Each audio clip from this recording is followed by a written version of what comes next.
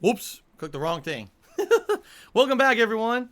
Welcome to part 2 of the holiday edition of Ask the King for December 24th, 2020. I hope you guys enjoyed the first part, whether you watched on demand on YouTube or whether you're still here live on stream with me. I appreciate it. Thank you, of course, to everyone who has contributed so far during the stream. I feel we should do some shout outs for that. Shout out to Shadow the Hedgehog, who is the current top cheerer of the stream. Shout out to, oh my God, Shadow of the Beast for the very generous $72 tip earlier. Reminder, guys, this is my only stream of the day. So if you want to participate and support the streams and the content, thank you very much in advance. I'll give you a shout out here live during the show. If I need to maybe hold off in between the questions to give you a shout out, but I still will, don't worry. And it looks like we probably should have time to take some viewer questions this time around live on the stream because I only have maybe a handful of questions left. Yeah, maybe I think I have like 4 or 5, 6 Twitter questions. And after we get through those, we'll have time to talk to you guys live on the stream to end the show here today. Okay, so likely this will not be running to the usual 4 p.m. time slot like usual. All right.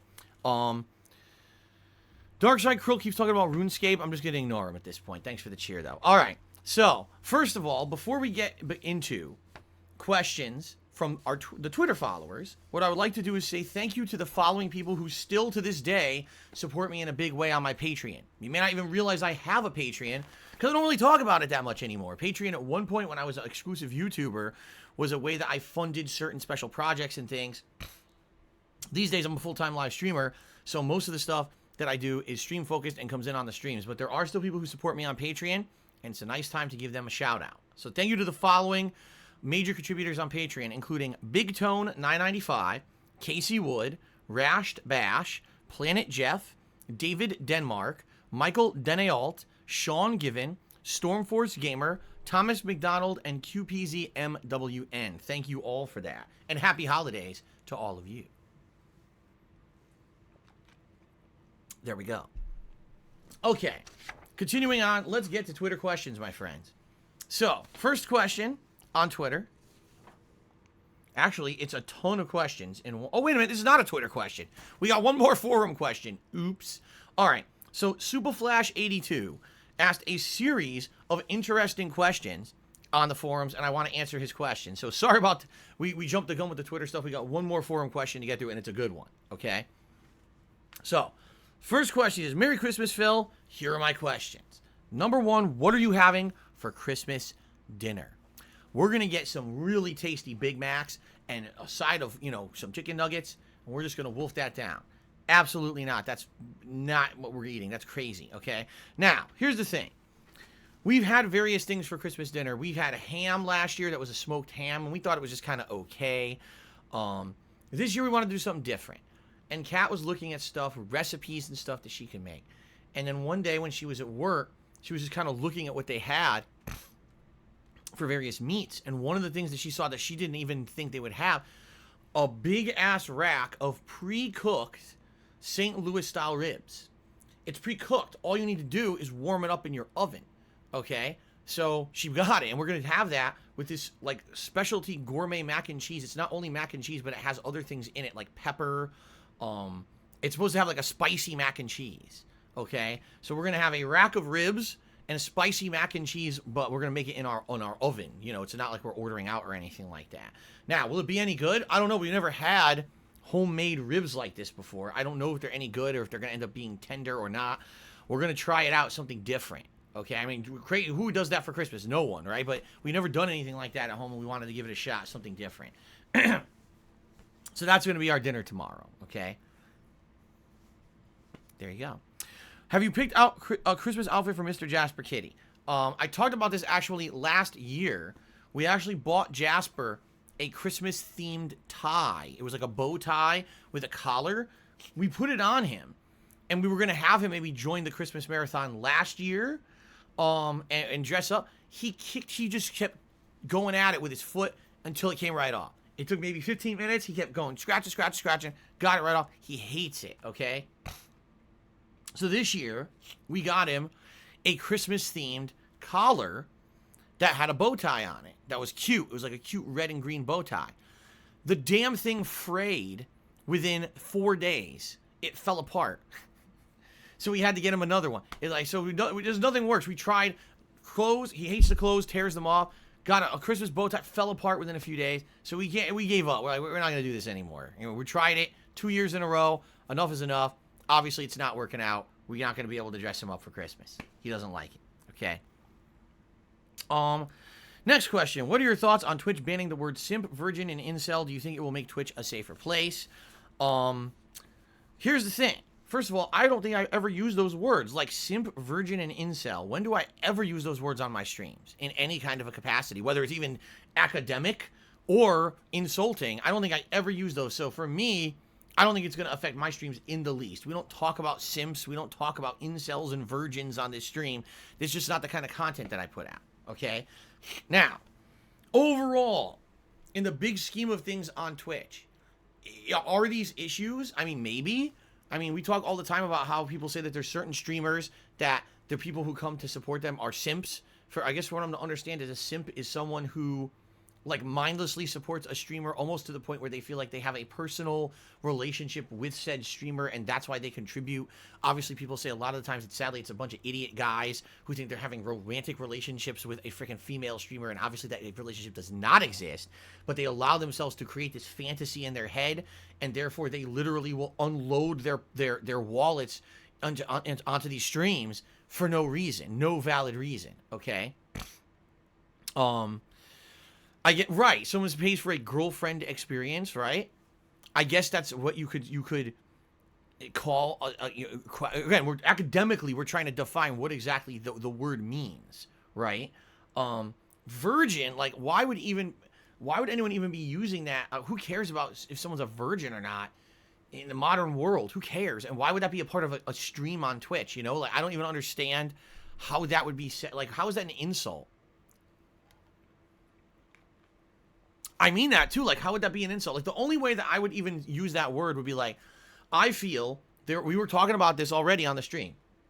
There are certain games that are purposely adding over-the-top sexual content because they feel that there are horny guys who are, you know, maybe virgins who have never had a sexual experience before, and they're preying upon those people. They're trying to say, buy our game because it has all this sexual content, right? And I don't think that that's right, that they should be doing that unless they categorize the game that that's the purpose of the game. I just said Cyberpunk, I feel, is a game that has way too much of that garbage content to attract that kind of gamer. Now, I'm not saying that being a virgin is a bad thing, nor is it an insult. It's not. It's perfectly fine to be a virgin. Who cares if you're a virgin or not, right? So I don't understand on what capacity is someone using the word virgin as an insult on Twitch. I have no idea at all. Incel, I don't really understand that one. Like, I don't even know how to define that one. In fact, I'll look it up because I actually don't even really know what it means. Again, this is all shit, pop culture shit that's been happening. I don't even understand it. Again, it's nothing that we talk about on my streams. Let's see what this says. Incel meaning. All right. A member of an online community of young men who consider themselves unable to attract women, typically associated with views that are hostile towards women and men who are sexually active. Why the fuck would I be talking about that? Why would anyone be talking about this? What the... What the fuck does that have to see what I mean? Like, it's so stupid. Okay, it's like obviously they've singled these words out for a reason. What's the reason? Like, what was the research? All right. What was the research that was done that was determined that these three specific words were very harmful to the Twitch streaming community and they must absolutely be weeded out? You know what I mean? Like, all right. You want to tell me that racial insults should be weeded out of Twitch? Okay, I can understand why. When someone insults a race or a culture, not only can it be insensitive, but there are people who, you know, over their lives, those words can have very, very negative emotions. They could fuel bad feelings.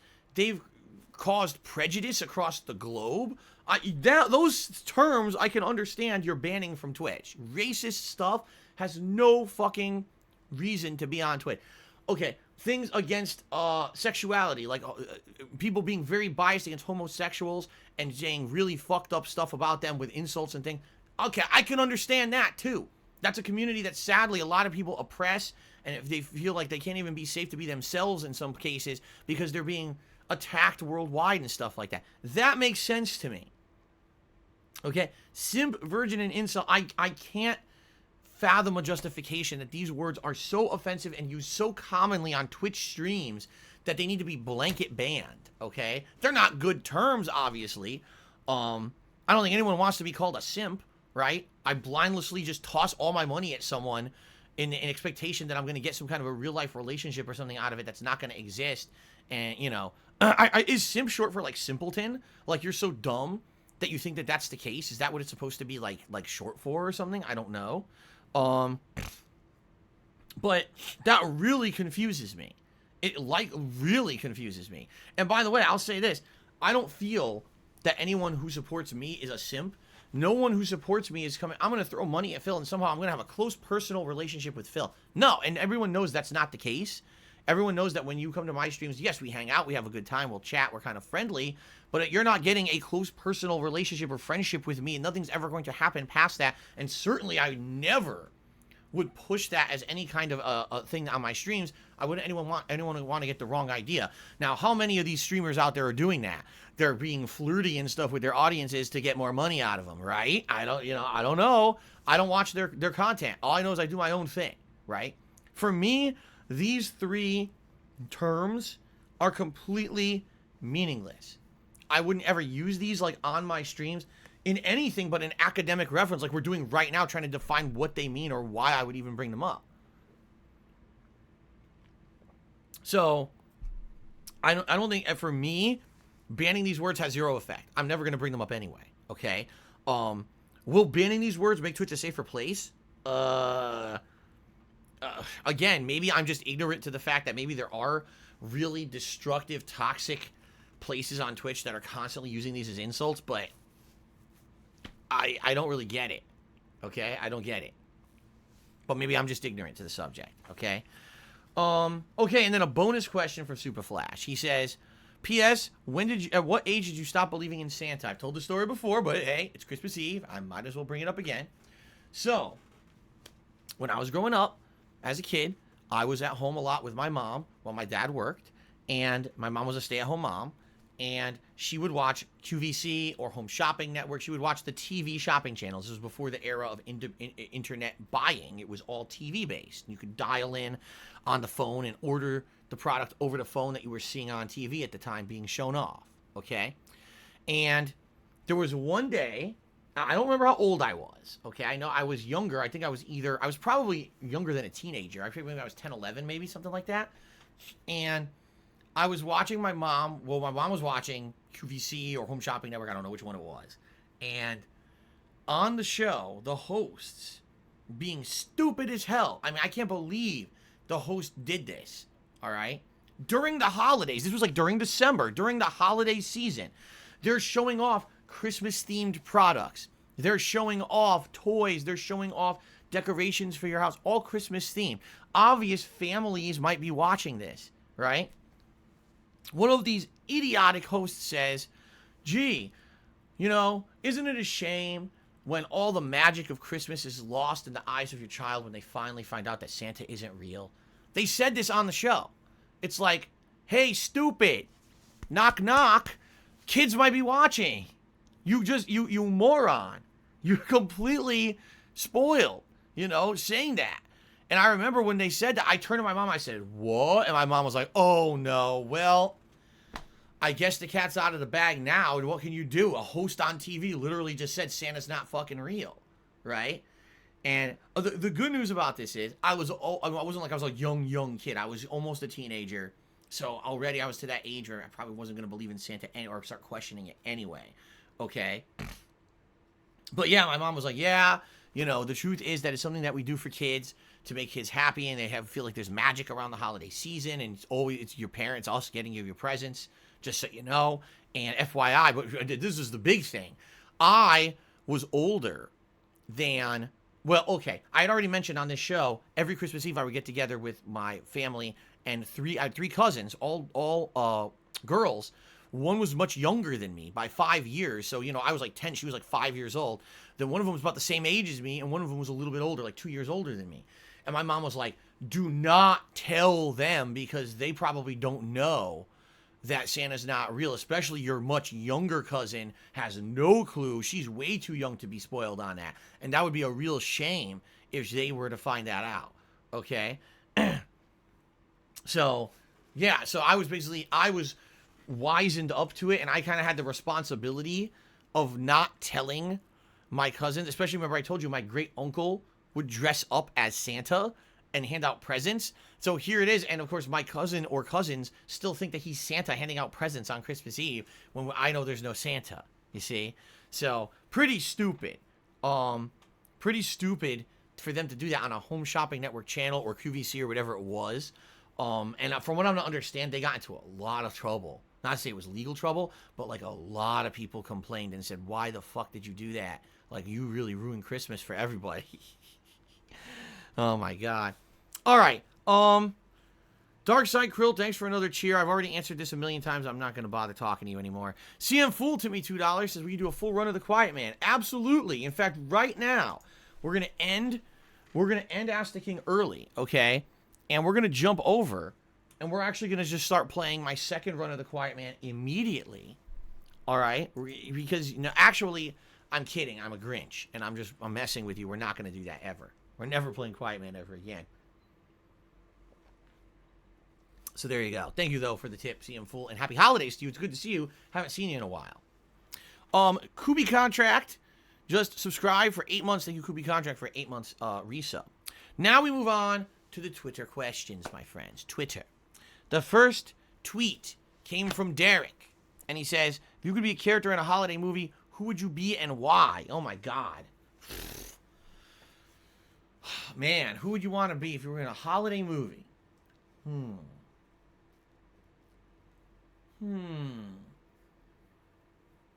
Would you want to be like the Grinch and have the story of redemption, where you have a change of heart and you go from being the villain to the hero by the end of the movie, right? or Ebenezer Scrooge, the guy who was so about himself and personal business profits and shit that he had an epiphany, and after being visited by 3 ghosts, he becomes the big forthcoming good person of the town, and he becomes this philanthropist character after a twitch or a switch. Who would you want to be? I don't know. Maybe you want to be the Bumble, because Bumbles bounce. Maybe you just want to bounce on your ass all around, right? Oh, man. I'll tell you who I don't want to be, Rudolph. I got enough shit in my life being ridiculed. I don't need to have another reason, a big bright red nose, to be ridiculed. That one I don't want to be at all. You can leave that one out, okay? Oh, man. Oh, let me really think about this hard. Let me think about this very, very, very...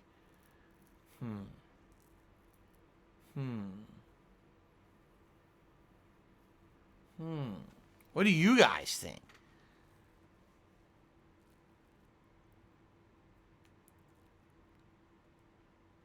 Die Hard 2 is not an answer. That's a movie. So I want to be Die Hard 2. What?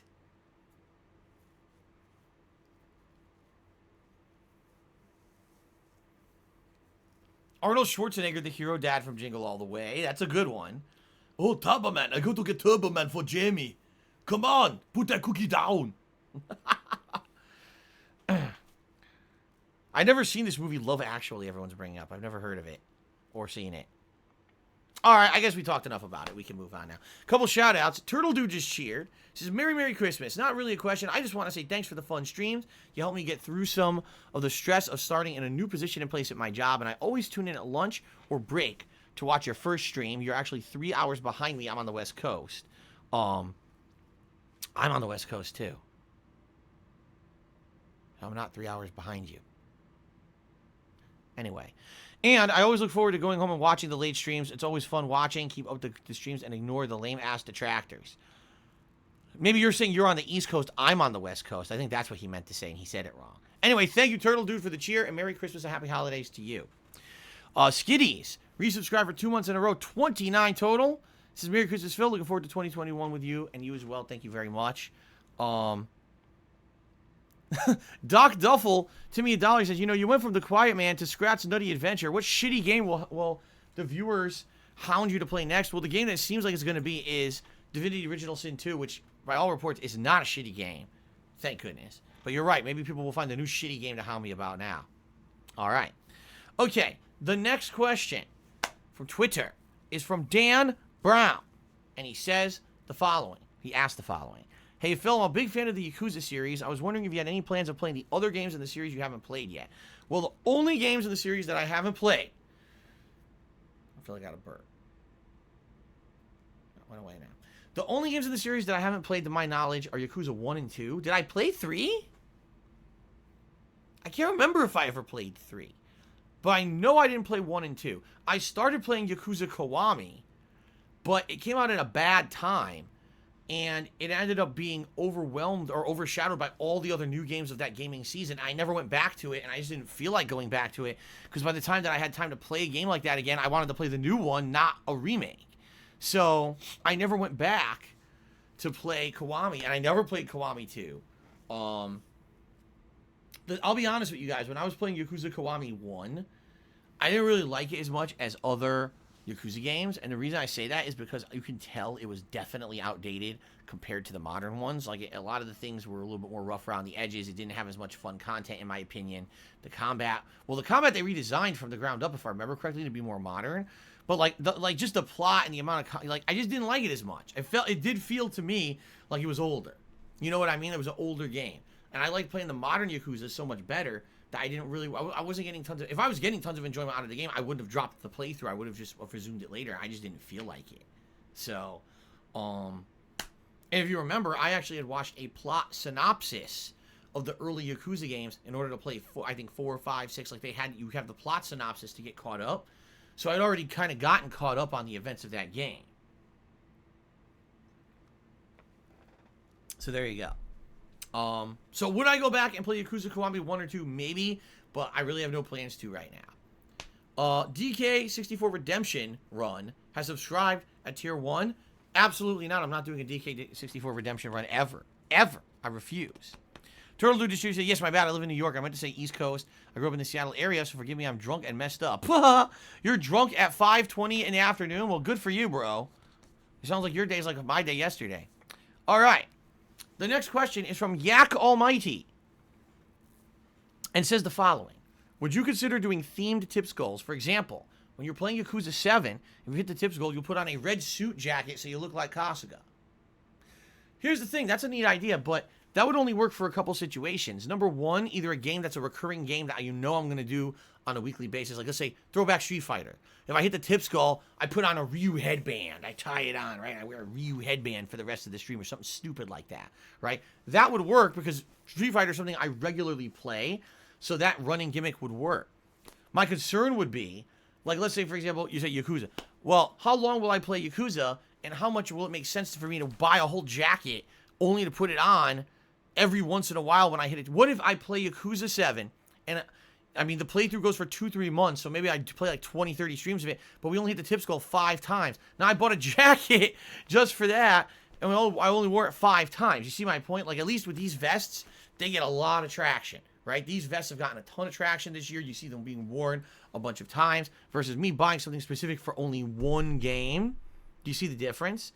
So, I don't know. I guess what I would say is if there's a big playthrough coming up, and people have hype for it, and they want, like, for example, God of War. What could I do for God of War for a tips goal?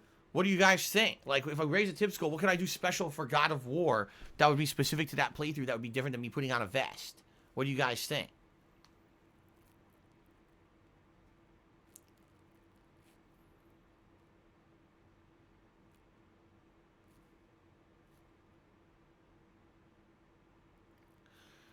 Go shirtless, put on face paint,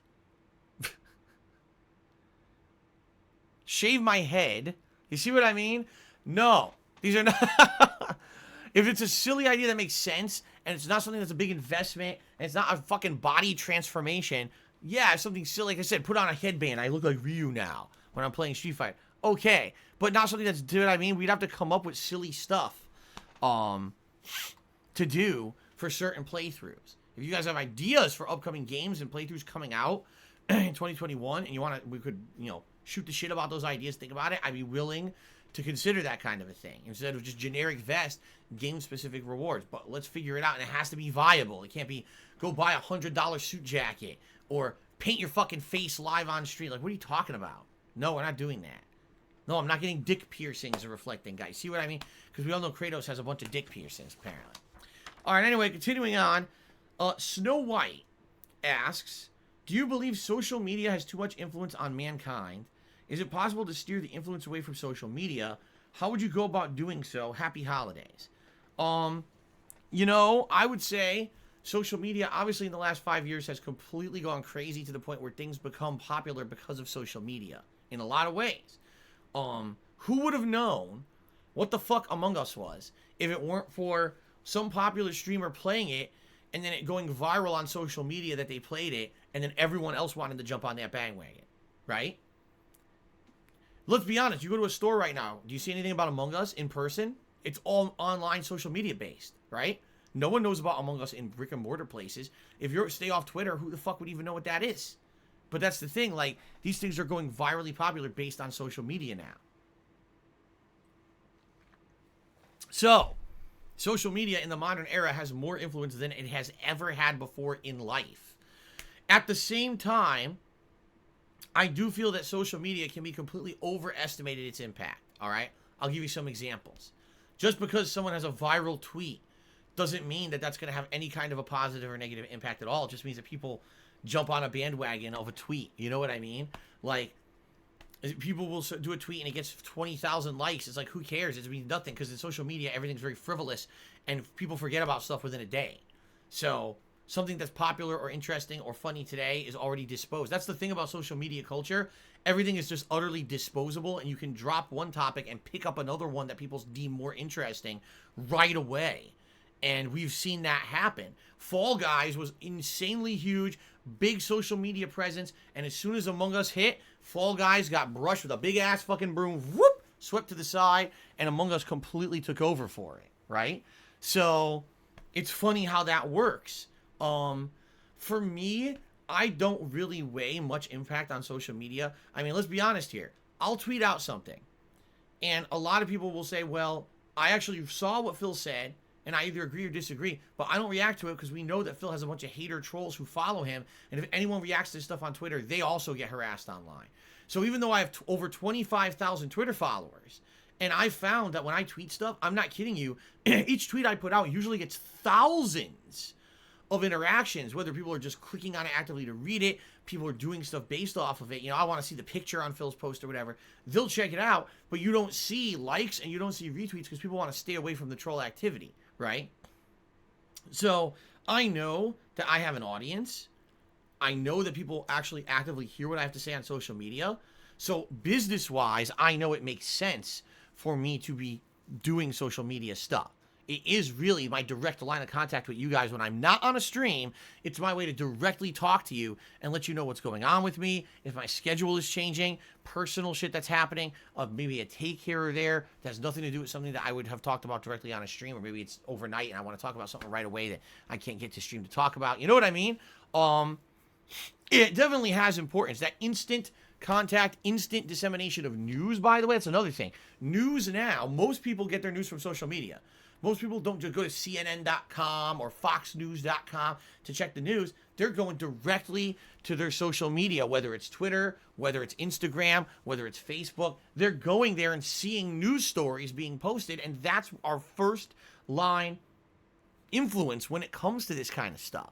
And so what's tricky about social media is that you can have people completely misrepresenting stuff. You can have someone making shit up and it goes viral and now you think it's real and it's not. I can't tell you how many times I've seen stuff trending on social media. Oh my God, someone's dead, someone passed away, someone got shot, and it's fake, you know? But social media, that's the tricky thing about social media. There's no vetting of anything. Anyone could just post something and it goes viral. Next thing, everyone thinks it's real and it's not. So what I would say is, yes, social media does have an incredible amount of influence on humans right now. Does it have too much? To some extent, yes, but at the same time, it's a very disposable kind of culture. One thing could be important now and then immediately dismissed for something else that people deem more important or more interesting. It's weird that way. The also thing that's weird is people who don't use social media don't care and know nothing about this shit. They seriously don't. They don't. My parents do not use social media at all.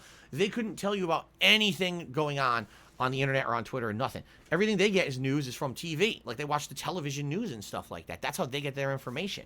So to them, that shit couldn't possibly matter less, you know? And it's funny because there's so many of us that are attached. We are attached to our phones for the greater part of every single day, right? We are. We're just completely attached to our phones all the time.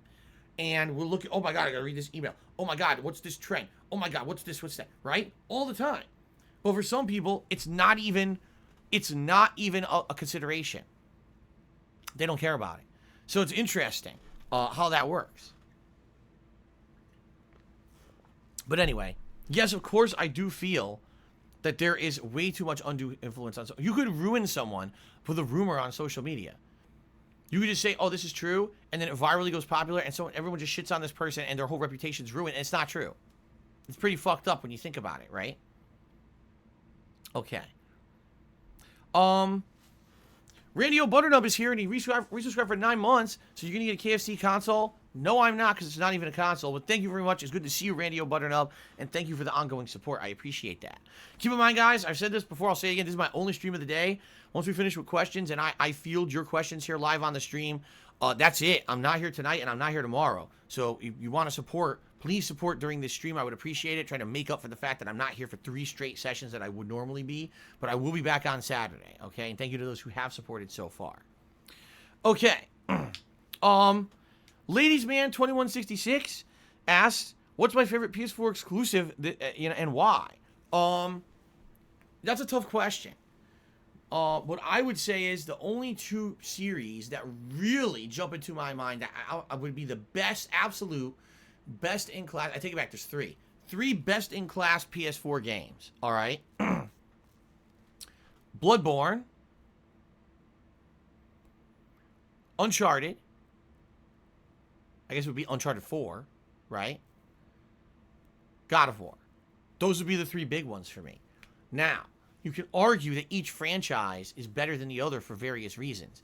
Bloodborne, some of the best gameplay of the generation, incredibly original plot line, with these cool dystopian, gothic tones, right? Lovecraftian stuff, and great gameplay, variety of gameplay styles depending on what weapons you use. All right, had great graphics for the time. God of War, I mean, holy shit. I mean, the best of all world, great graphics, open world, tons of content, interesting, evolving gameplay, well-written story, bang for your buck. You get it all there. Or how about Uncharted 4, which again, people will argue the best Uncharted game, one of the best plots, wrapped up the story perfectly, tons of variety of gameplay, the first open world gameplay ever in Uncharted where you could go open world exploration in certain segments, insanely good graphics, right? It would honestly be very hard for me to pick between those 3. If you were to say, you absolutely can only pick one. They were all such great experiences. I don't know if I could, honestly. I mean, what I would say is this. It's this simple. Out of those 3 games, one of them was Game of the Year for me, and that was God of War, right? Now, I've gone back and I've replayed Bloodborne multiple times, but God of War was, at the time, my favorite game of that entire year. So maybe if I had to completely write off all other PS4 games that were exclusives and pick one, it would probably be God of War. But, I mean, come on, those other 2 games are outstanding, too, right? Okay. Vroom Vroom cheered. He said, misinformation is always a problem. The War of the Worlds broadcast that convinced people aliens were invading was a radio broadcast, and Saddam has WMDs in the age of network TV news. You're right. You're absolutely right. And with social media, the misinformation problem is just extrapolated times infinity because people don't vet anything. They're so dumb, they just believe anything they read on the internet, and they think that some story is real. That's bullshit. I couldn't tell you how many times you see something trending, you click on it, and it says, everyone, this is fake, don't believe it. It's like, wait, why are there like 5 million tweets saying that this is not real? Just stop tweeting it, and it'll go away. Okay. Shadow the Hedgehog did another 500-bit cheer. He said, I found an article Sega prepares console comeback, and they're about to get wrecked. There may be a new console coming from Sega of all companies. Can it compete against the Xbox Series X and PlayStation 5? Considering we have zero information about it, there is absolutely no way that we can even speculate. Thank you for the cheer. If I had information about it, maybe I'd talk about it, but we have none, right? Okay. Fred Herbert asks, what plans do you have for your channel in 2021, and do you have any goals? All right. First of all, my goal is to obviously maintain the level of success I had this year. Do I think the vest streak is going to happen again? No. But it's really neat that now, no matter what game I play, that people will come out and hang out with me and support the streams. I like that. I mean, let's face it. I'm playing Yakuza as a main playthrough, and it's working. That's crazy. Previously, I wouldn't be able to play an RPG like that and have it be a mainstream. People would complain. It's what people are coming. They're supporting. This is outstanding that I'm able to do that. Now, what I would definitely want to do in 2021 is improve my streams. All right? What I want to do is get rid of this chair, okay, that I've used now for about 3 months. It's old and creaky. It's not even like sitting right anymore. The cushion is flat already. It's not great for an angle for recording or anything. I want to get a better chair. I want to get a better laptop. I can barely even use my laptop anymore. Even refreshing it and everything, it barely works. So I would say first 2 equipment upgrades for 2021 when I could do them is a new chair and a new laptop. All right. Once those are done, we can look more long-term towards things like, can we add a green screen? Can I get a better PC to handle that? You know what I mean? Like upgrading the capture setup. Because right now, I can only capture at 1080p. So maybe I could improve the capture setup. If I have a new PC or whatever, it could be better. I don't know.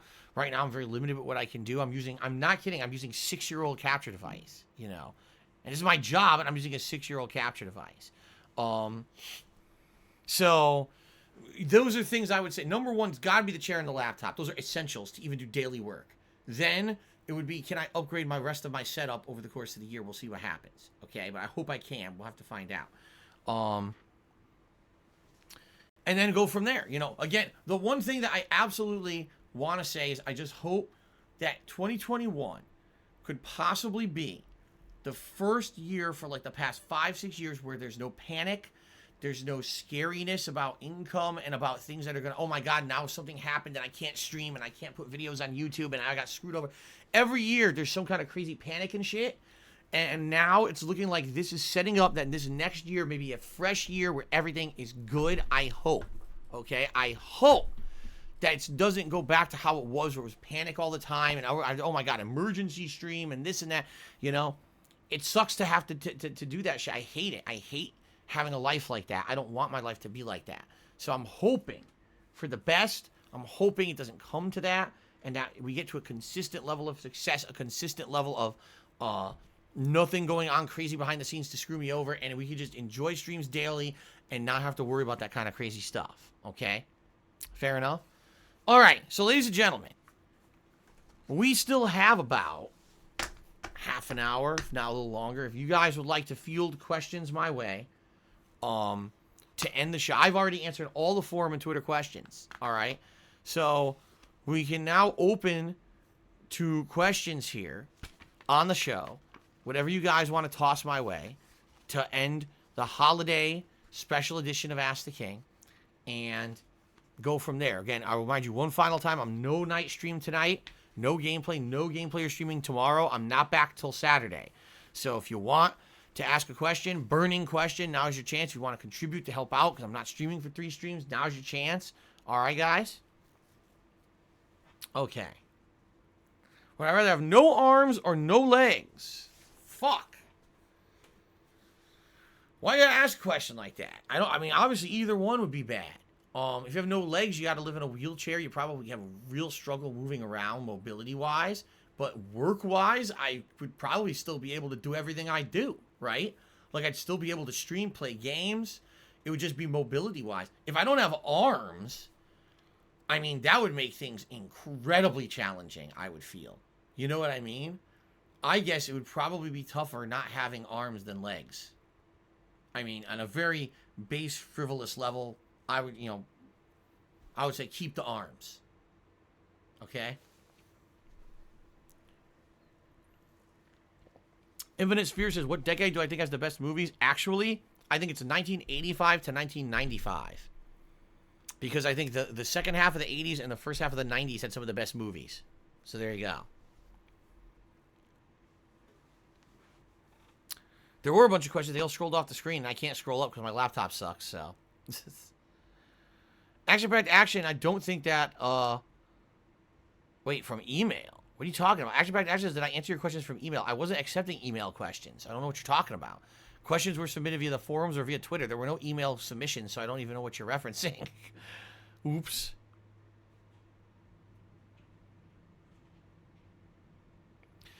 TJ Gamebox actually just asked an interesting question. He says, if we're going to be paying $70 up front for games now on this upcoming console generation, do you think that we'll keep getting nickel and dime for everything like expansions and DLCs, or do you think that the game developers will have good faith and actually give us content for free?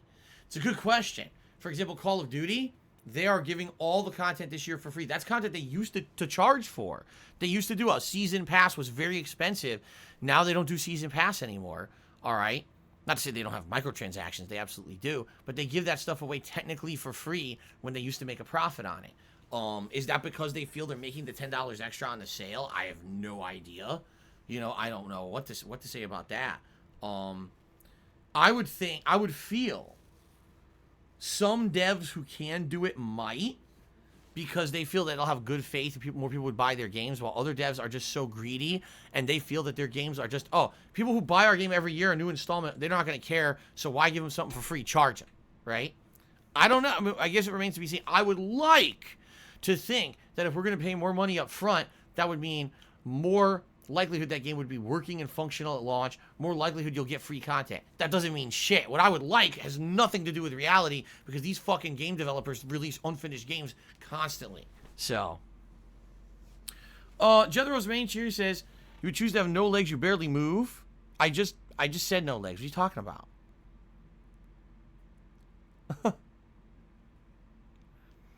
Headband Julian asked, will I play Danganronpa V3? I would likely say yes, eventually I will. It just hasn't happened over the last couple of years. If you remember when Danganronpa V3 first came out as a new release, I had just played 1 and 2 in the collection over the last year. So there was no way I was going to play 3 like that.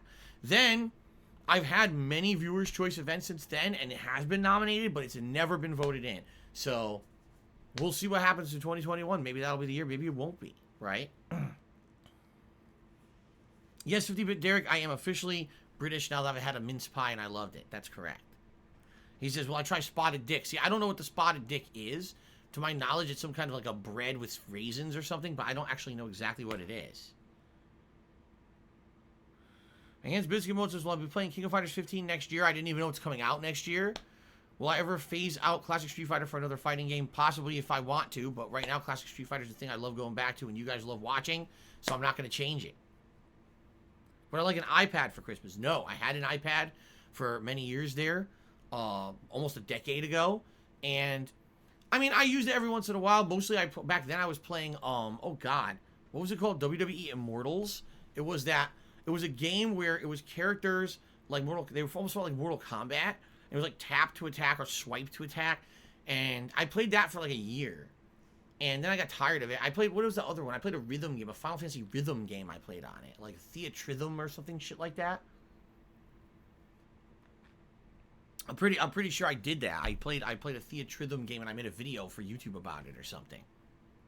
But outside of that, I really didn't get much use out of my iPad. I mean, everything you want to do on the internet can easily now be done on the phone. You know what I mean?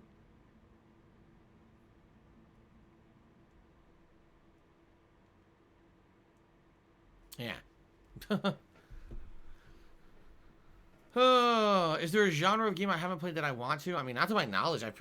What genre of game have I not played? I've dabbled in everything, whether it's sports or puzzle or action adventure, shooter, RPG, rhythm. I've done pretty much every style of game. I'm not aware there's a whole style I've completely missed or anything like that. Furious Kirk cheered. I don't know if you already talked about this. Are you worried about a new streaming law that seems like it will pass? Maybe you do a video explaining why or why not it's a problem. The law you're referencing is a law that was pigeonholed into this stimulus bill, which is now being completely held up, demolished. Who even knows if that's going to pass at this point? But the discussion is that essentially this law, what it's supposed to do is make a streamer or streaming service responsible for copyright issues when they're streaming. So for example, if you're streaming and someone determines what you're streaming is copywritten content and they shut you down for it and it's determined, yes, you did violate copyright law, it could be considered a felony, meaning you could go criminal charges, you could go to jail for it, all right? Thing is, with all these claims that go out for copyright, okay, most of them never stick. Like, for example, all the claims I get are always fake. It's bullshit. Even if Atlas hits me with a fucking copyright strike, I just dispute it. I say, no, bullshit. You got to prove in a court of law that it's against the law, and then they clear it up anyway. You would have basically, what this would do, if this law passes, and if it applies to a streamer like me or a content creator on YouTube, someone would have to go to court and sue about it. That's the only way that this would ever be an issue. And that's never happened. These companies have never taken it to court. You see what I mean? Because they don't care. These game companies are in a position where they feel it's free advertising, it's good benefit for them. They're not going to sue a streamer or a content creator playing their game. Okay?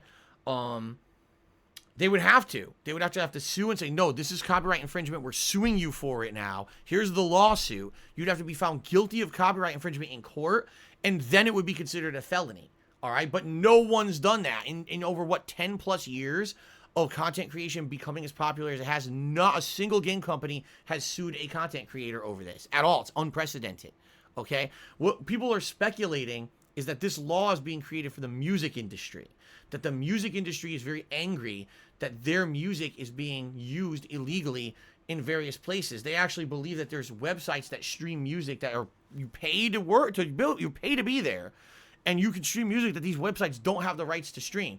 So what they're claiming is this law will basically make it a felony to do that, and you'll see overnight all of those stream sites will shut down.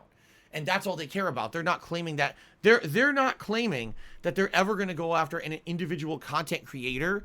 They're claiming they want to shut down these big restreaming businesses and things that are illegally reproducing music and stuff without rights to it. Okay? Now, is it true or not? Ultra David, who is an actual lawyer and a major person in the fighting game community, weighed in on this on Twitter and basically said, the way the word is lauded.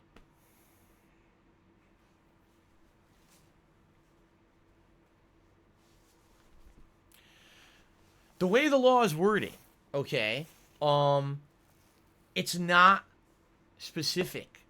So it's possible that the intention of the law really is to go after illegal restreaming businesses. But it's not specific enough to say that it says that no one would ever go after a content creator like a streamer or a YouTuber. And that's, I think, where the panic is coming from. It's too broadly worded. Actually, when all the panic of this started, I actually saw one of the actual groups that is lobbying to get this law passed posted up on Twitter specifically stating this is not to go after streamers and they would never go after a streamer at all, that this is basically to shut down companies, illegal companies stealing content, okay? But again, when you put something into law, this is the problem. It doesn't matter what someone said on the internet. It doesn't necessarily mean that that's how it's going to translate into reality. You know what I mean? So I think that's where the big panic is coming from, is what if this does pass as is, and then some overzealous asshole decides it's time to prosecute everyone who streams games, right? So here's the thing. Number one, it's a gray area, and it doesn't seem like there's anything there that's concretely saying it's going to be bad. Number two, I don't think there's any way we can stop it. If they're going to keep pairing it in with the stimulus bill, some form of the stimulus bill is going to pass. Whether it's a $600 stimulus, a $1,200 stimulus, a $2,000 stimulus like Trump and Democrats want, no matter what it is, all right, something's going to pass, and it seems like this is going to pass. The question is, what will be the implementation of the law?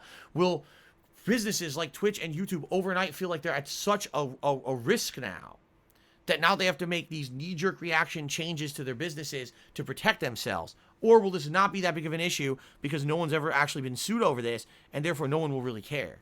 I don't know. You know, I don't know how people are going to react to this or how anything's going to react to it, okay? Doc doubled $2 million. There will be any more troll cameo videos about you, like Andy Dick? I have no idea. I have nothing to do with them. I never watched any of them. They were a complete waste of everyone's time and money, and you know, so that has nothing to do with me. Maverick Rob 91 did 100-bit cheers. Said, will you ever do a playthrough of classic Mega Man again? These games still hold up. Have you ever tried Haggis as well? Hope you, Cat, and Jasper have a good Christmas. Last year, when the Genesis Mini was released, or the Genesis Classic, whatever it was called, I played Mega Man The Wily Wars, and if you're not aware, Mega Man The Wily Wars is the first 3 Mega Man games remade with better graphics, okay? So I already technically replayed the first 3 Mega Man games last year. Would I go further than that? Maybe, if they're digitally available. I don't know if they are. Maybe I would if people wanted to see that again. I love the classic Mega Man games. You know, I've just played the AVGN game yesterday that is a twist and a spin on the classic Mega Man games, okay? Jethro's main cheers, I think. Oh, by the way, says, did I ever try Haggis? Never tried Haggis before, so I don't even know what it is. I don't know what Haggis is. Nope. Jethro's main did a 50-bit cheers. I think what's going on, a lot of people feel streamers have had it easy and something's going to change soon. Like what happened with YouTube. If it happens, it's when this bubble will burst. I feel, here's what I feel. All right. I feel that actually is correct. But what it's correct in is assessing streamers who have just blatantly and outright 100% ignored any kind of abidance by the law and thought that they would just do whatever they wanted because Twitch never enforced anything. So there are streamers, big streamers, I'm not talking little rinky-dink people. These are people who they have created 5-10 years of content on Twitch that all has copyright music in it. And it was all, oh, I have a playlist bot that you type in a command, it'll play a fucking a licensed song that I have no rights to play on my stream. And they have 10 years of content of having that illegal music in their content. Yeah, those people are going to get screwed. You literally broke the law for 10 years. Like, outright broke the law. You knew you were doing it. And just because Twitch didn't enforce the law, you thought you were okay. Obviously, that's a problem, right? Versus people who are just streaming games. We've been doing this for a decade, and every game developer out there has said, we're fine with it. We don't consider it a violation of copyright law. Go ahead and do it. We're not going to prosecute or nothing because we feel that this is something beneficial to us. Has it ever actually gone to court and been argued that a stream or a game playthrough on YouTube is a transformative work? No. It might one day. There's people who are on various sides of the law here who believe different things about it. But it's never happened. And we, you know, has like any game company come out and express that this is what they want to do? No. And a game company would have to sue. Again, sue. They actually would have to sue you to stop you from doing a game stream. You actually have to have a legal filing, pay thousands of dollars to stop you from actually doing a game stream or a video on YouTube. Because they could issue a copyright strike, but it will only stick if they actually sue you. So this has to be very serious, okay? But you're right, Jethro's man. The way I feel is that there has been people who've been getting away with stuff, over the top stuff. Like, I mean, I can't believe when I first came to Twitch, people were like, well, you're going to set up music with playlists and the bot and everything, right? And I was like, what? Yeah, people were like, yeah, that's what everyone does. They got a bot that you type in a command, people can request these copywritten songs. Like, what? Like real music, like from the radio? Yeah, real music from real artists, just play it on my stream. Why do you think that's okay? See, like, I don't even understood how anyone thought that you would be able to get away with that forever.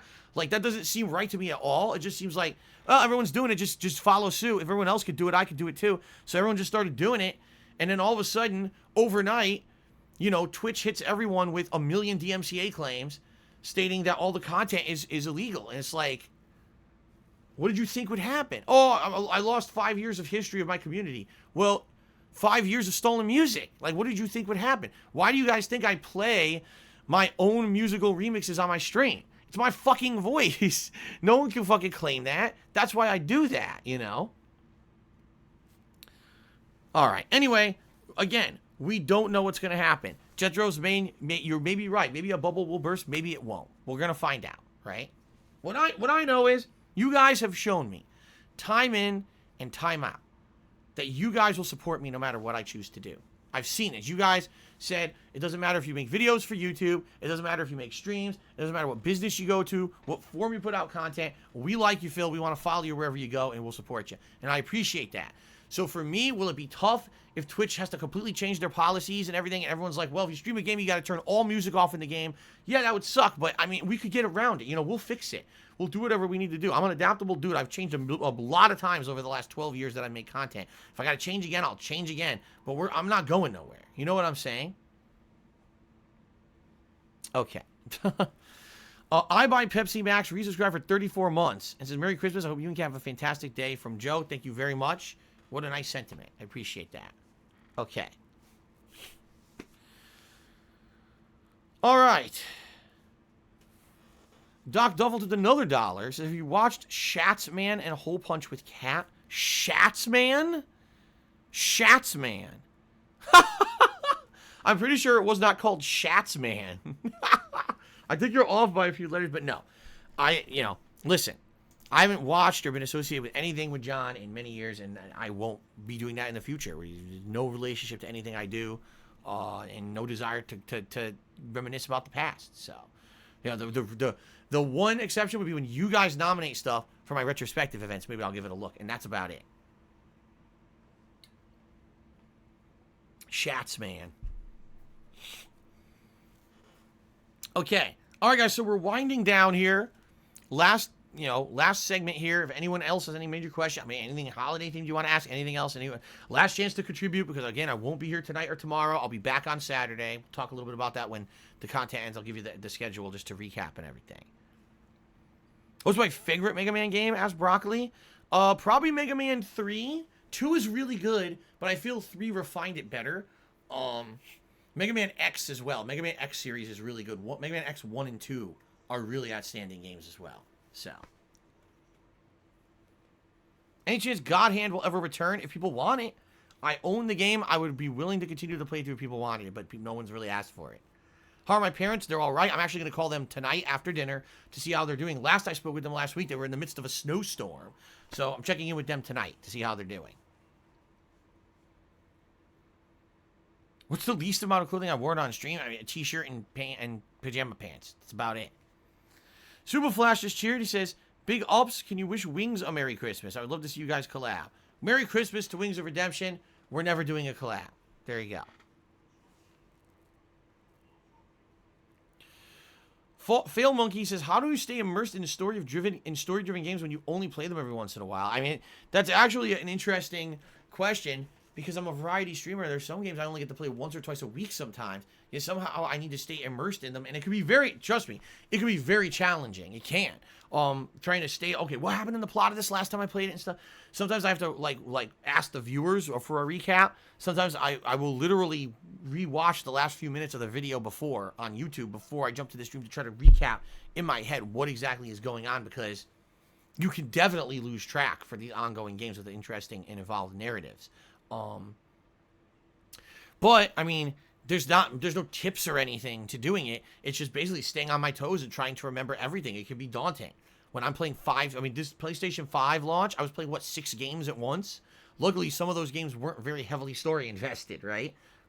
That Indie Glow just took me $10. Thank you very much, Indie Glow. He says, I wanted to wish you and your family a Merry Christmas and a Happy New Year. Stay motivated and stick to what you're doing. Hopefully in 2021 will be an even more progressive year for you. Thank you very much. That's very nice of you.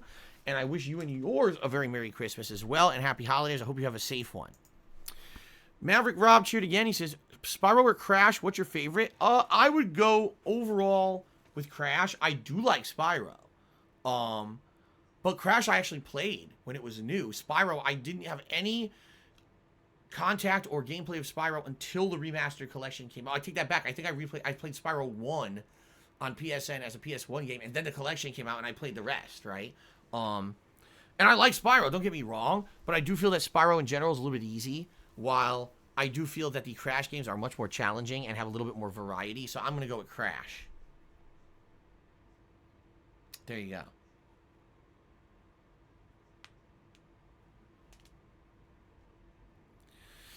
All right, guys, any other questions?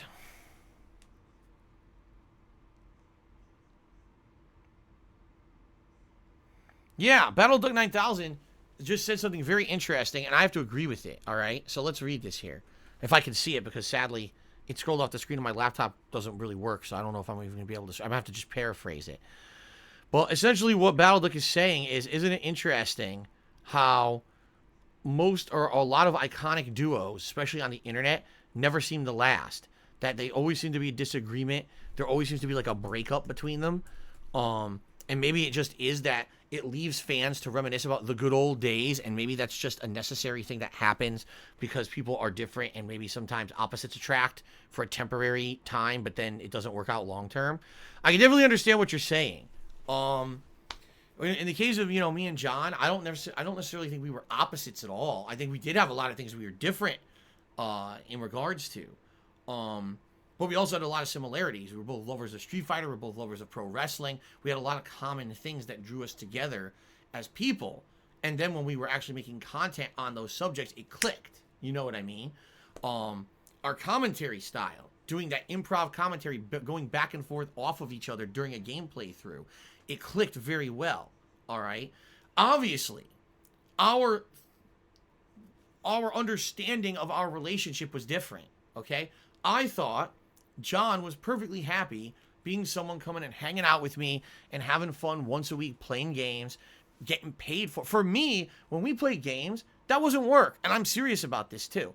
I never felt that when I sat down with John Rambo to do a gameplay session that we were doing work. That was fun to me. That was seriously like fun to me. Wow, we're having a good time. This is a time when I don't have to be doing these playthroughs by myself, which felt like work. Instead, it was like I'm having fun with a friend playing a game, and somehow we're recording it and making money doing it. All right? Even when I had to set up and we did the wrestling commentary show and everything, that's how I always felt. Like, it was fun to me. That was a fun thing to do with a friend. And if ever John ever said, I don't want to do it ever again, I would be okay with it. But like, it sucks because it was super fun. There was a following doing it. But if he ever didn't want to do it ever again, he could have just said so, and that would have been it. You know what I mean?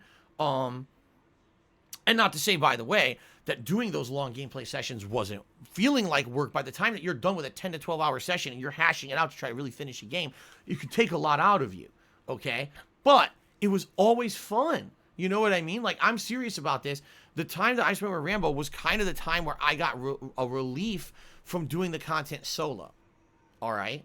John apparently didn't see it that way. He must have seen it like it was work, the driving to and from my place. You know what I mean? Like, apparently he wasn't enjoying it nearly as much as I was, but he never expressed himself like that. When he came over those days, we would talk behind the scenes about personal stuff for hours sometimes. Sometimes we'd have a 2-3 hour conversation before we ever created a piece of content for the internet. So why he felt that like I wasn't being a good friend to him or whatever, it really blew my mind, when he made that video and said stuff like that. And I was like, wow, completely blindsided. Because again, not anything he ever talked to me about. Ultimately, I feel what it is there were just differences between us. I don't feel that John wanted to be a internet persona. He wanted to put out fun content for the internet, and he enjoyed having a following. He didn't want to have his whole life thrown out there on the fucking internet. You know what I mean? Like, he wanted to have private stuff. He wanted to have stuff that was no one's business and not exposed to the internet. And I think what ended up happening there was when I moved across the country and we had said we were going to continue to make content together. And he didn't want to do it or just kept making excuses to not do it. It kind of started to expose stuff in his life reasons why, and he didn't like that. He didn't like being hounded. Why are you not in Phil's content? Why are you not doing Smart Guys? Why are you not doing game? He didn't like that. So after a while being hounded for like a year and a half, he snapped and said, fuck this, I'm just going to do this and get out of Phil's life by making this video. You know what I mean? I want to be completely disassociated from Phil. This is the way to do it. Because the thing is, you say, people grow apart. People who do these duos or whatever, they grow apart, they have disagreements. There was none. We didn't grow apart. There was no disagreement. It was, we were completely friendly up to the last moment. I moved. We still maintained contact. Then over time, he didn't want to do content with me like he said he was going to do. He made excuses and lied apparently about it. And then he stopped responding to my messages. So it was like, it was all on his end. It wasn't ever me choosing to not be his friend. He actively destroyed the friendship from his end because apparently he didn't want to live with the repercussions of being my friend and all that took. meaning being harassed online by people constantly about why he wasn't in my content. I can understand that. I can totally understand that. I just wish he had been transparent with me about it. He was never transparent with me about it, and that's what really irks me about the whole situation, making me look like the villain when I didn't even know what was going on, okay? But anyway, it's funny that you talk about this because there are other duos that fall, like, for example, wasn't just recently, like in the last year or 2 years, there was that duo that was always together, and then they just recently broke. Was it not? Who was it? Who was it that broke up? I can't remember. You guys had told me about it. I don't even know who they were, but you guys had talked about it and told me about it. Yeah, Super Best Friends Play. That was it. Super Best Friends Play. They apparently behind the scenes ended up hating each other and lied. They were just only doing it for the money, and no one really knew that their relationship had fallen apart. And they were only doing it for the money. Smosh. I don't even know what Smosh is. Apparently, them too. People are saying Smosh. The one to me that comes to mind, Screw Attack. When I used to watch Screw Attack, which doesn't exist at all anymore, but when I used to watch Screw Attack at the height of their popularity, all right, it was Handsome Tom and Stuttering Craig, and then all the people that came around them. Well, the two of them had a giant disagreement about the future of the company, but it just so happens that apparently Stuttering Craig technically owned the company, so Tom left, did his own thing, and kind of faded him to obscurity, while Stuttering Craig continued to make content for Screw Attack and grew the company for several years after that. That was huge because they were on camera. They were perfect duo. They played off each other. Like, that was one of the duos that kind of inspired me to say, oh, I could do fun cooperative content, you know, and it would be really cool. And they fell apart too. Like, so many people, I feel, people can say that they fell apart over the year. Oh, is that true? AVGN and Mike, is that true that Mike Matei also had a falling out with AVGN and now they're breaking up? Yeah. It's just very odd, right? It's just very odd to me that this was the case. I don't know what the fuck you're talking about, Sage Fox Socks. John never asked me to pay gas money. I would pay him. The way it worked, John and I, we had a relationship where he would come and he would do content with me every week. And actually, we would wait a week or two and we would see the results of the videos we put out, and I would give him half of the profit. That's how it worked. It's like we would wait maybe like for the end of the month, and I would look at all the cumulative views we got and the money that was made on those videos. At the end of the month, he gets half, I get half. That's how it worked. It was even Steven fair. The only time that we had to change doing that, Machinima was falling apart at the seams and wouldn't even provide data anymore on how videos were performing. I couldn't, on YouTube, find out how my videos were performing. So instead what we did is we agreed on a flat rate that I would pay him for every visit, and he would get paid that, and he was very happy with that. So, they lied in their video. If they distinctly said that John asked for gas money, yeah, he never asked me for gas money. That's not true at all. It's not true at all. It was based always. It was half of what the profit was on the videos after about a month, or later on it was a flat rate that I would pay him because we couldn't figure out how much the videos made money wise anymore. And actually, a lot of the times, I was paying John more than what the videos were making during that last 1 to 2 years because remember, my YouTube channel popularity was dipping.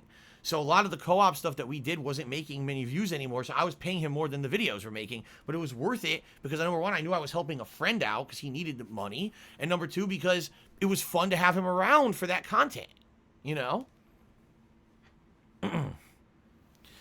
Anyway, I'm not going to sit here and talk about this. It's stupid. It has nothing to do with holidays.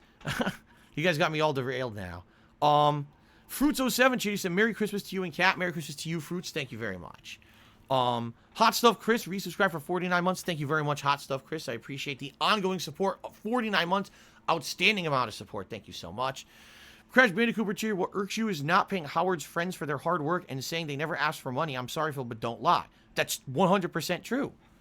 They never asked for money. They specifically told me up front, I said, do we want to have an agreement on how much you'll get paid? And they said, we don't want money. We want you to give exposure to our projects and our channels so that we can grow naturally from this. And once we're done with your project, we can get popularity and make money for ourselves. That's exactly the truth. 100%. We had a whole meeting at a Starbucks where we all sat at a round table and talked out these details. That's what happened. So if they said otherwise, they're liars. They're absolute fucking liars. You know what I was told when they didn't want to do it anymore. Okay, I was told that they got too personally busy in their personal lives to do it anymore. They were too busy. They didn't care about it anymore. They wanted to move on. They had looked at their own channels, so that they weren't getting any kind of growth or popularity as a result of working on Project 7, and therefore that was it. I would have paid them. I had no problem paying them. I liked doing the series. They didn't want money. If they said otherwise, they lied. I don't care what else they fucking said. They're liars. But again, this is over 5 years ago. I don't know why people love bringing up the past because there's nothing going on in the present that's dramatic. Right now, things are good, right? Things are good. Everything's going fine. There's no crazy drama. Let's bring up stuff from 5 years ago, right? What is wrong with people? Like, why would you even ask me a stupid question like that? And by the way, I've said this before. All you're doing is having me repeat myself. I've talked about this before. This is not new information at all. This is all common info that's been talked about before. Hold on 1 second because I got a tip, and of course I have to verify if it's real, and I hate having to do this live, but I have to. And I agree with you, Jerk Story says, you know, the John Rambo content, co-op content was great, and that's why they want him back. Yeah, he's not coming back. He's gone off the internet for like 2 years. He's out of my content for 5, guys. He ain't coming back. It's time to move on. Like, seriously. It's time to move on. Enough of this nonsense, right?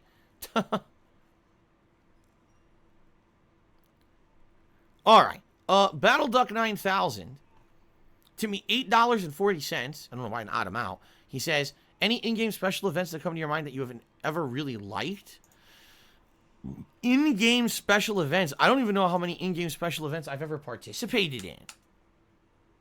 Like, I don't know if I necessarily play games that have that kind of content.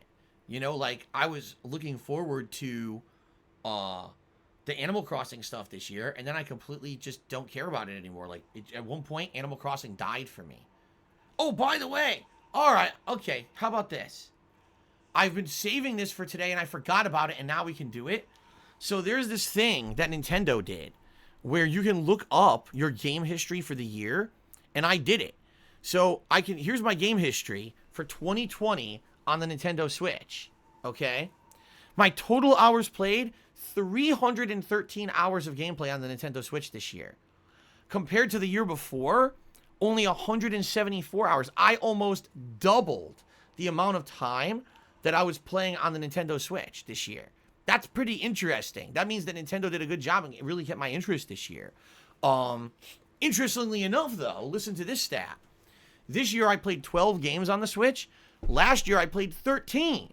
So what that means is that I actually played more games in 2019, but the games way held my interest way more in 2020 to the point where I did giant playthroughs of them. You see what I mean? Your most played games by hours, Animal Crossing's number 1. It doesn't actually, I don't think it says how many hours, unless, oh wait. It does. Hold on, it's loading. Wait, no it doesn't. Oh, I thought it would, it didn't. When I clicked on it, all that happened is it takes you to the game page. I thought it was going to tell me how many hours, but it didn't. Darn. So, Animal Crossing was number 1. No surprise there with the amount of times that we did Animal Crossing streams, right? Number 2 was Fire Emblem Three Houses. Not surprising there with how long that game playthrough was over the course of 2020, right? Pokemon Sword was number 3. Why? Because I played 2 DLCs. Remember? I did the Crown Tundra, but also I did the one before that, the Isle of Armor, and each DLC there was like probably 10 to 20 hours. So that's why. Now, the thing is, if this also included the original playthrough of Pokemon Sword from last fall, plus all the content I did this year, likely that game would have been number 1. But it's not because it separated it from year to year. You see what I mean? Remember, Pokemon came out in November 2019. Mario Kart, Paper Mario and the Origami King was number 4. That was the 4th most played game this year because it was a long RPG playthrough. And number 5, Deadly Premonition 2 was the 5th most played game. It actually says in 2019, my top games, number 1 was Pokemon Sword, not surprising. Number 2 was Mario Maker 2.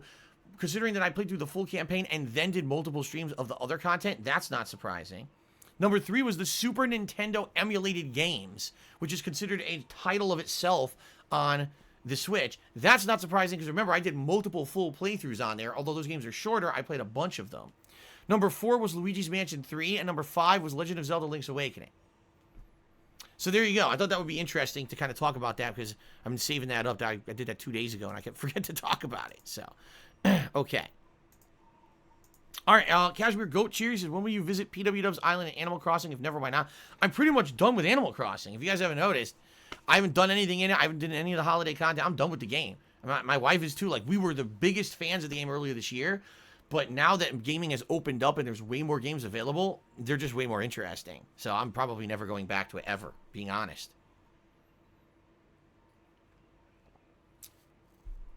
Okay, guys. Any other questions? We still got a little bit of time left. If you guys have questions, and again, last chance if you want to contribute before I'm gone until Saturday, okay? I know I missed a ton of questions. She-Wolf is asking the dumbest question ever. You ready? Would you rather have finger-length legs or leg-length fingers?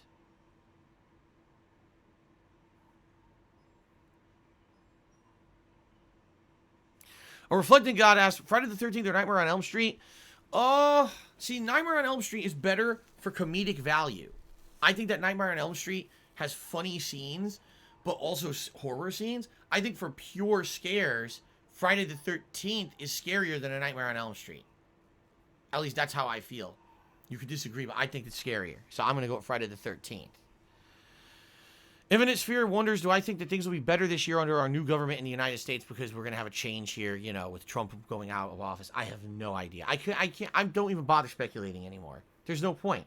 It's too insane at this point. I would never waste time even speculating on that shit. Maverick Rob feels I should do another playthrough of Mario 3 because it's the strongest Mario game in his opinion. Did they put that on the Virtual Console on Switch? I think they did, right? It's one of the games that they put up there that you can play. I mean, I would consider doing it. Remember, the first playthrough I ever did of it was a co-op with John Rambo many, many years ago. So, doing a second run that's all me and interactive with you guys, I'd be down for that.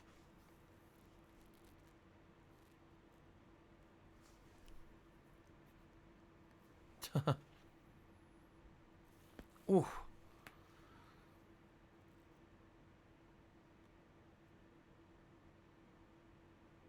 Spartan King asking for a shout out is not a valid question for a Q&A show, just so you know. It's very disrespectful. How dare you?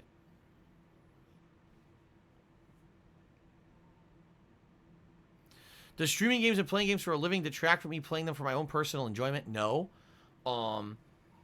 Really the only difference between what I do now and what I did before is that I just don't, the offline sessions that I used to do for things like grinding and stuff are different. And obviously when I used to play games, there was no pressure to constantly interact with you guys. But for the most part, I'm way more serious about games now than I was before I was a content creator. You know, like, I get to play way more games. I get to experience way more games. I have fun with games that I never, if I was just playing for myself, I never would be exposed to half the games that I'm exposed with doing it with you guys every day. You know what I mean? Like, I wouldn't even know that these games exist half the time. So, no, I get more out of games by far being a content creator and streamer than I ever did beforehand, for sure. Well, Merry Christmas to those of you who it is actually Christmas Day. So people are actually telling me that it has become Christmas Day as I was streaming here. So congratulations to those of you who it is now Christmas, and Merry Christmas to all of you. Very nice.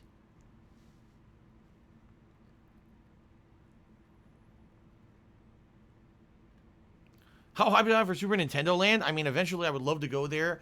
And like I said, that would be like a dream honeymoon for me and my wife to do fun stuff, but all that's not game related, but also have like a gamer related thing, because we both played the classic Super Nintendo games and stuff growing up, and we would love to go to that land together and experience it if and when it ever happens and is safe in the United States. So, we love it. That would probably be one of the major things we'd love to do.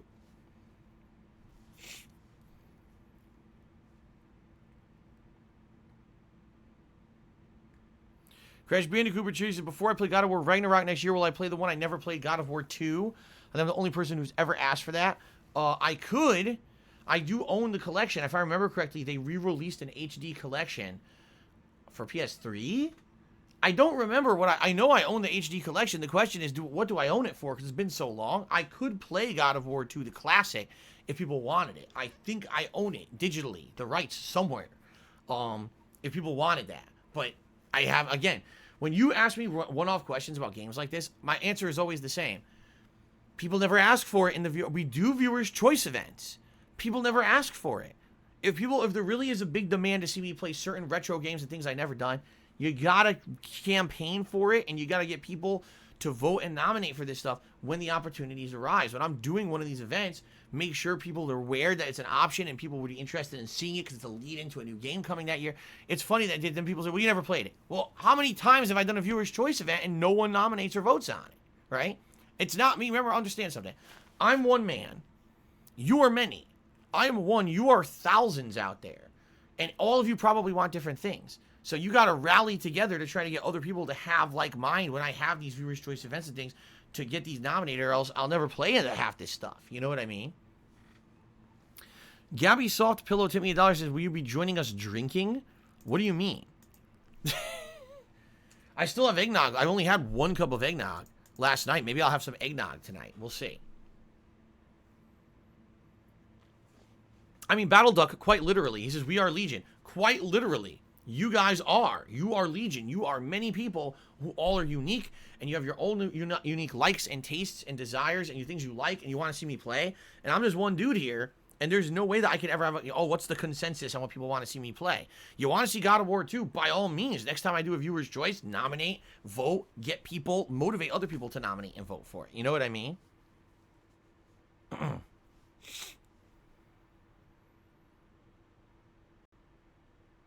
Oh my, now people are just getting really stupid with some of their questions, which always happens when I go long on a show like this. They start asking some of the dumbest shit, and I'm just not going to waste time with it. So I'll give it like 1 more minute here. We'll see if there's any more legit questions I can answer, any more contributions to shout out. If not, I guess we're going to adjourn for the holiday. Okay, everyone? And again, thank you. Shout out to the Hedgehog for the many cheers today. Thank you to everyone who subbed. Thank you to Shadow of the Beast for the top tip of the day. I appreciate that very much. Thank you, thank you. Happy holidays to you too, Frappling.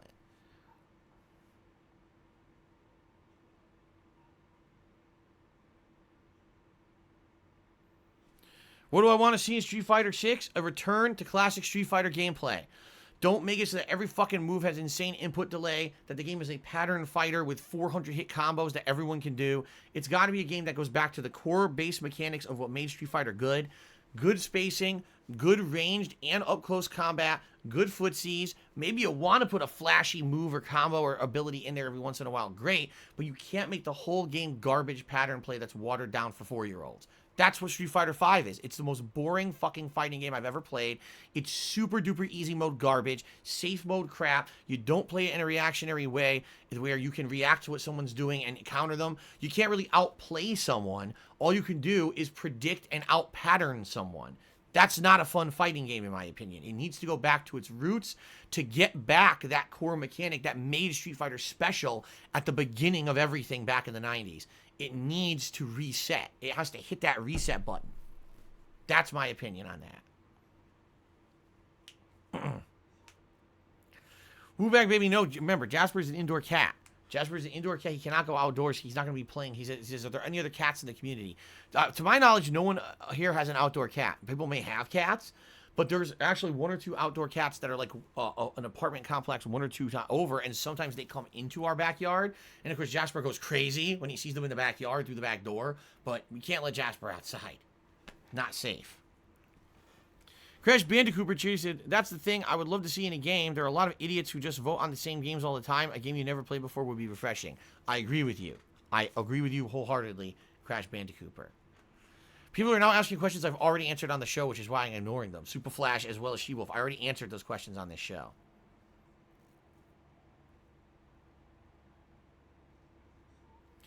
Infinite Sphere says, do I know anyone who celebrates Christmas for religious reasons? Not anymore. I used to. When I was growing up in Connecticut, I knew several families who were religious. I mean, my family was religious pretty heavily religious at one point, going to church every week and everything. But I basically kind of grew out of it, and now I don't know anyone like that. So, Melody Zelda says, can I have your empty PS5 box? Well, the PS5 boxes are selling for about $80 to $100 on eBay. So, yeah, we could talk. We can negotiate price if you email me. darksidephil@hotmail.com. I'm kidding, by the way. No, I'm not going to sell my fucking PS5 box. So stupid. It's not happening. Oh, my God.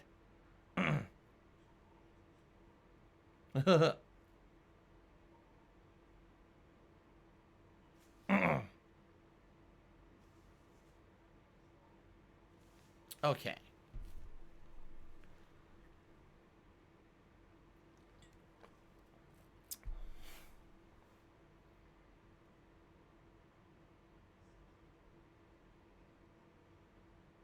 All right, any other last chance, guys? Absolute last chance. I've already kind of overstayed my welcome, making this episode extra long. Last chance to answer questions. No, Crash Bandicoot 2020 has not been my worst year. Absolutely not. It's a bad year for a lot of people. It has not been my worst year.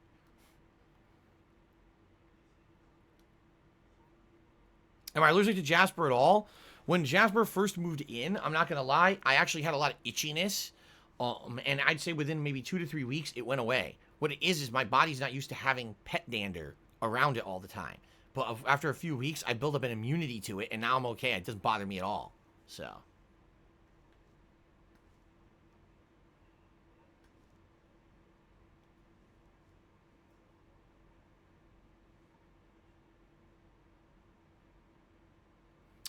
Happy holidays to you guys. A few people just said no questions, but happy holidays to you and your family. Happy holidays to you guys as well. I really do appreciate that.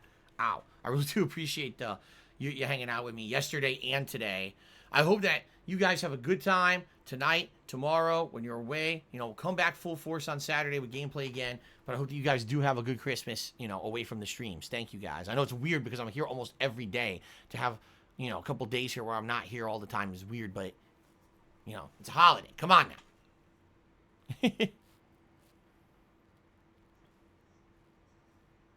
All right. I think that's it. I'm not seeing any more legit questions. No contributions to shout out. So, all right, ladies and gentlemen, happy holidays to all. Thank you guys very much for a great couple of days here of holiday festivities. By the way, the decorations aren't going away for now. They're going to stick around for at least another week. Probably early January, I'll get rid of them. But they're nice wintry decorations anyway. And I sad to see them go. I really enjoy decorating and enjoying the Christmas theme, the Christmas spirit around this time of year. So I'm not going to just immediately take all this down. It'll be there at least for another week or so. And then probably sometime in January, I'll have to actually take it down. So, okay, guys? All right, guys. Thank you very much. Thanks to everyone for a great Ask the King. I hope you guys enjoyed it. Thanks for a great 2020. I'll see you after the Christmas break here of a day. But for those watching on YouTube, thank you for watching on demand. I appreciate it. For those watching live on stream, thank you. I hope you enjoyed the special holiday edition of Ask the King. Until next time, peace out, everyone. See you later. Merry Christmas and happy holidays.